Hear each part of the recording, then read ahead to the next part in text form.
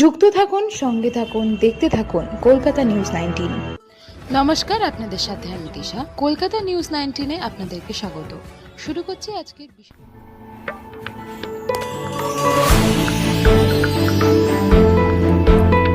উত্তর 24 পরগনার হালিশহর সরকার বাজার আনন্দবাণী ইউনিট অফ আনন্দম ওয়েলফেয়ার সোসাইটির কর্ণধার স্বপন পাল আয়োজিত সাধক রামপ্রসাদ সেনের আধ্যাত্মিকতা আলোচনা ও সংবর্ধনা জ্ঞাপন অনুষ্ঠান 2026। আনন্দবাণী ইনস্টিটিউট অফ অ্যাস্ট্রোলজির 6ষষ্ঠতম বার্ষিকী জ্যোতিষ ও সম্মেলনের 21শে মার্চ শনিবার 2026 উত্তর 24 পরগনা জেলার হালিশহর সরকার বাজার নিকটে আনন্দবাণী অডিটোরিয়াম রামপ্রসাদ সেনের সাধনা ও আধুনিকতা নিয়ে আলোচনা সভা ও জ্যোতিষ সম্মেলন হয়। ইন্টারন্যাশনাল অ্যানুয়াল কনফারেন্সে বিশিষ্ট গুণীজনদের সংবর্ধনা মানপত্র, রামপ্রসাদ সেনের মূর্তি প্রদান। অনুষ্ঠানে উপস্থিত ছিলেন উত্তর 24 পরগনা আনন্দবাণী ইনস্টিটিউটের কর্ণধার স্বপন পাল, সভাপতি রমেশ শাস্ত্রী, সম্পাদক ভাস্কর মজুমদার, কোষাধ্যক্ষ অনিন্দ শাস্ত্রী, জ্যোতিষ ও বাস্তুবিদ ডক্টর ব্যাসদেব শঙ্করাচার্য, অ্যাসারিয়ান অ্যাস্ট্রোলজিক্যাল জ্যোতিষ লব ঘোষ, ডক্টর সুব্রত শাস্ত্রী, ডক্টর অপরাজিতা শাস্ত্রী, জ্যোতিষী ঋতুপ্রিয়া চৌধুরী, পণ্ডিত সুজিত ঠাকুর, স্বর্ণপদকপ্রাপ্ত ডক্টর ঝর্ণা বণিক, এছাড়া আরও অনেক বিশিষ্ট অতিথিবর্গ উপস্থিত ছিলেন। আনন্দবাণী জ্যোতিষ সেন্টার শুধু হালিশহর নয়, রাজস্থান, শিলিগুড়ি, আসাম, হরিণঘাটা, কলকাতা কলেজ স্ট্রিট শাখা খোলা হয়েছে।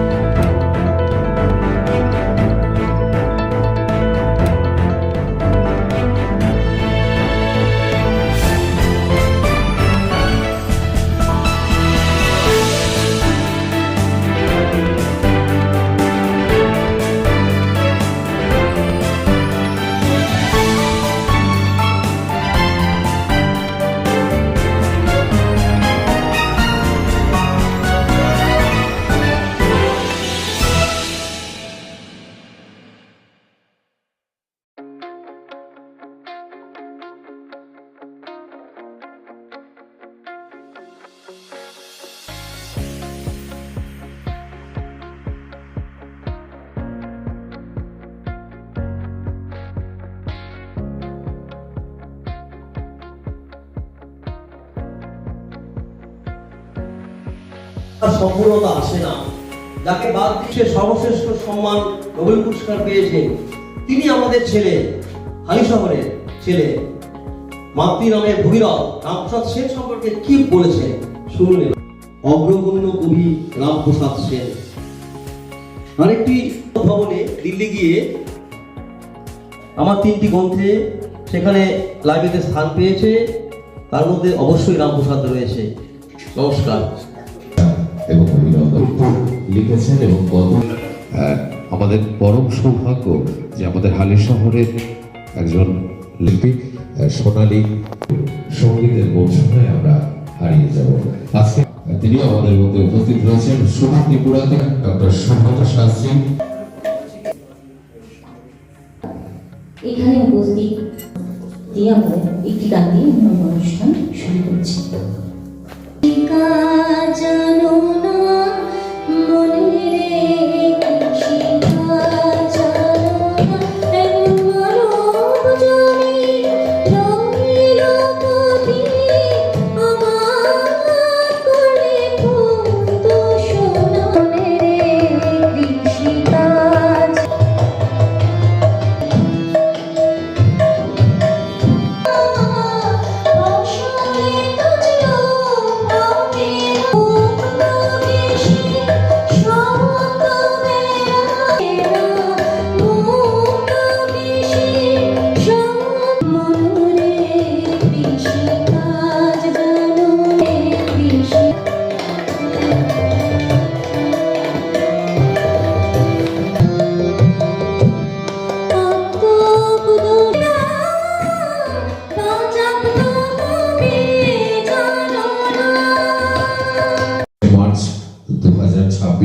সকাল 10টা থেকে এই অডিটোরিয়ামে নৃত্যের অনুষ্ঠান রয়েছে, নৃত্য প্রতিযোগিতা। সেখানে ইতিমধ্যেই প্রায় 100-র উপরে প্রতিযোগী নাম দিয়েছেন। পশ্চিমবঙ্গের বিভিন্ন প্রান্ত থেকে, বিভিন্ন জেলা থেকে, এমনকি রাজ্যের বাইরে থেকেও আমাদের মানুষজন আসছেন। অর্থাৎ এই যে সংস্কৃতি চর্চা, সাহিত্য চর্চা, এটা আমাদের একটা অঙ্গ। আর আজকের দিনটায় আমরা শুধুমাত্র সাধক রামপ্রসাদকে নিয়ে এগিয়ে চলব। শুনবো তার জীবনের অনেক কথা, তার আধ্যাত্মিক সাধনা, তার তন্ত্র সাধনা নিয়ে নানা কথা। আমি এরপর সৌম বিশ্বাস, হ্যাঁ, লেখক শিব সৌম বিশ্বাস, তিনি অভিরঞ্জন রামপ্রসাদ সেনের উপরে আলোচনা ব্যবস্থা করা হয়েছে আনন্দম কর্তৃপক্ষে। কর্তৃপক্ষকে আমার অন্তরের অভিনন্দন, শ্রদ্ধা জানাই। শহর আর রামপ্রসাদ যেন সমার্থক। যেমন তারাপীঠের কথা আসলে সাধক অমাকাথার কথা মনে পড়ে যায়, তেমনি হালিশহরের নাম উচ্চারণ করলেই প্রথমে মনে আসে, সমুচ্চারিত হয় সাধক কবিরঞ্জন রামপ্রসাদ সেনের নাম। রামপ্রসাদ শুধু একটা নাম নয়, প্রত্যয়। এই প্রত্যয় প্রত্যক্ষ করি হালিশহরের পাশ দিয়ে কোনো ভ্রমণার্থী ভ্রমণ করলে তার হাত কপালে উঠে আসে।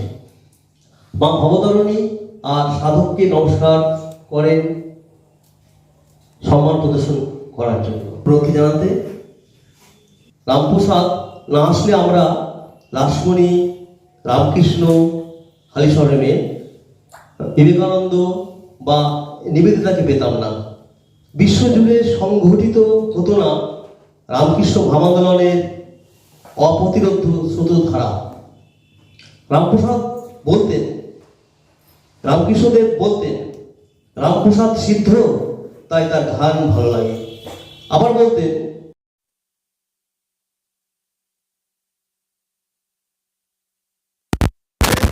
পুণ্য স্নান করেলে ঘরে জন্মভূমি আমি প্রণাম করি বারে বারে।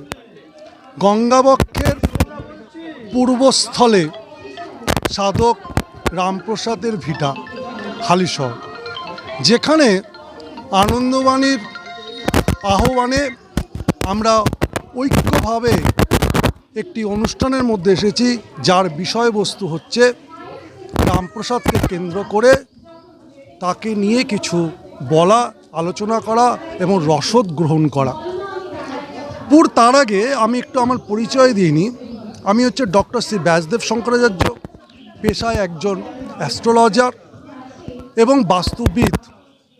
তার সঙ্গে মায়ের প্রতি আকুল টান, মাতৃ সাধনা আমার একটি মূল ব্রত, এবং যাগ যজ্ঞ হোমাদির মধ্যে দিয়ে আপামর সকলের জন্য মার কাছে চিরকালে চিরসময় আশীর্বাদ ভিক্ষার এক প্রার্থী আমি।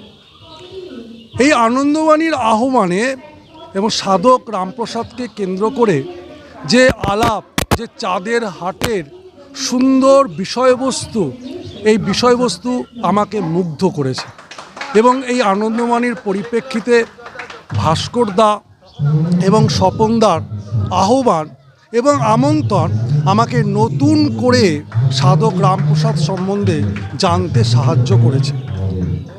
যশ, খ্যাতি, প্রতিপত্তিকে বাদ দিয়ে মাতৃ সাধনায় যদি ব্রতী হওয়া যায়, তাহলে যে এই সাধনা কত বড় স্থান দিতে পারে, অর্থাৎ সাধক রামপ্রসাদের জন্মের 400 বছর পরেও তা কিন্তু বোঝা যাচ্ছে। অর্থাৎ আজ আর হালিশহর নয়, আজ আর শুধু ভারতবর্ষ নয়, সারা বিশ্বের ব্রহ্মাণ্ডে সর্বস্তরে সর্ব জায়গায় রামপ্রসাদ, যার কালীকীর্তন রামপ্রসাদী সঙ্গীত হিসাবে সর্ব জায়গায় খ্যাতি অর্জন করেছে, যার নামকীর্তন, যার গান, যার সুধা ছাড়া কালী সাধনা কখনোই করা সম্ভব নয়। জন্মের সদ্যজাত শিশু থেকে শুরু করে মৃত্যুর দিন পর্যন্ত তার সেই কণ্ঠস্বর বিভিন্ন গায়ক গায়িকার মধ্যে দিয়ে আমাদের জীবনকে শুদ্ধ করে। তাই সকলের জন্য একটা কথা, যে স্তরে যে জায়গায় থাকেন না কেন, একবার আসুন হালিশহরে রামপ্রসাদের ভিটায়। তার চরণস্পর্শে এবং তার স্নিগ্ধতাতে, তার আশীর্বাদে নিজেকে ধন্য করে মানব জন্মকে সার্থক করুন। ভালো থাকুন, সুখে থাকুন, আনন্দে থাকুন, আনন্দে সর্বকার্য লাভ করুন। আমাদের চ্যানেলটিকে সাবস্ক্রাইব করুন ও প্রচুর পরিমাণে লাইক ও শেয়ার করুন।